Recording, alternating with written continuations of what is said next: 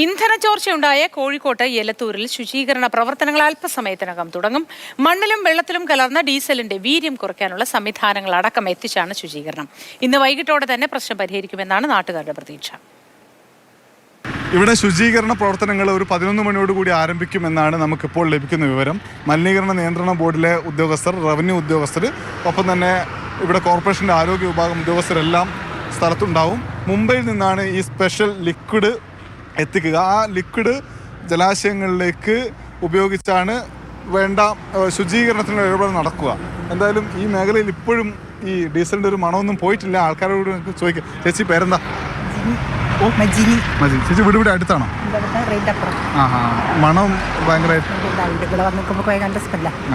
ഇന്നലെ ഇങ്ങനെ ജോലിക്ക് പോയിനോ? ഇന്നലെ ഈ സമയത്തുള്ള സ്മെല്ലും ഇന്നത്തെ സ്മെല്ലും തമ്മിൽ കുറഞ്ഞോ? കുറവുണ്ട്. ചേച്ചി ഇവിടെ തന്നെ താമസം. അപ്പം ഇത് നേരത്തെ ഇങ്ങനെ ചോരയും പ്രയാസം ഉണ്ടാവുക ചെയ്തിട്ടുണ്ടോ? ഇടയ്ക്ക് ബസ് ഇങ്ങനെ ഞങ്ങൾ കാത്തുക്കുമ്പോൾ കുറേ സമയത്ത് ഇങ്ങനെ നല്ല സ്മെല്ലുണ്ടാവും. ഞങ്ങൾ അവിടെ നിന്ന് ഇവിടെ ഇരുന്നാന്നുള്ള അറിയുമ്പോൾ സ്മെല്ലുണ്ടാവില്ല. ഓക്കെ. അപ്പം ഇത് കുറയുന്നു വിചാരിക്കല്ലേ? മഴയൊക്കെ പെയ്തു കുറവുണ്ട്. ഈ ഓവുചാല് വഴിയാണ് കഴിഞ്ഞ ദിവസം കാര്യമായിട്ട് എണ്ണ ചോർന്ന് പുറത്തേക്ക് വന്നത്. പക്ഷേ ഇന്ന് നമ്മൾ നോക്കുമ്പോൾ അങ്ങനെ വലിയ തോതിലുള്ള ചോർച്ച കാണാനില്ല. എങ്കിലും ഈ ഭാഗത്തൊക്കെ മറ്റ് സ്ഥലങ്ങളിൽ നിന്ന് മഴയത്തൊരു പക്ഷേ ഊറി വന്നതാവണം. ഈ ഭാഗത്തൊക്കെ ഡീസലിൻ്റെ അംശങ്ങൾ കാണാൻ പറ്റുന്നുണ്ട്. പക്ഷേ ചോർച്ച സമ്പൂർണ്ണമായി അടച്ചു. എന്നാൽ ചോർച്ച അടച്ചു എന്നതല്ല വിഷയം. ഇത് കഴിഞ്ഞ് ഇതുവഴിയൊക്കെ സമീപത്തെ തോടുകളിലേക്കും അതുവഴി പുഴയിലേക്കും പോയ ലിറ്റർ കണക്കിന് ഡീസലുണ്ട്.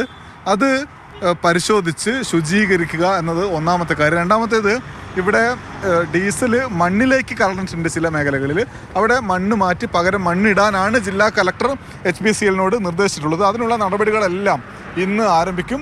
ഒരു 11 മണിയോടുകൂടി അതിനുള്ള ഇടപെടലുകൾ തുടങ്ങുമെന്നാണ് നമുക്ക് ലഭിക്കുന്ന വിവരം.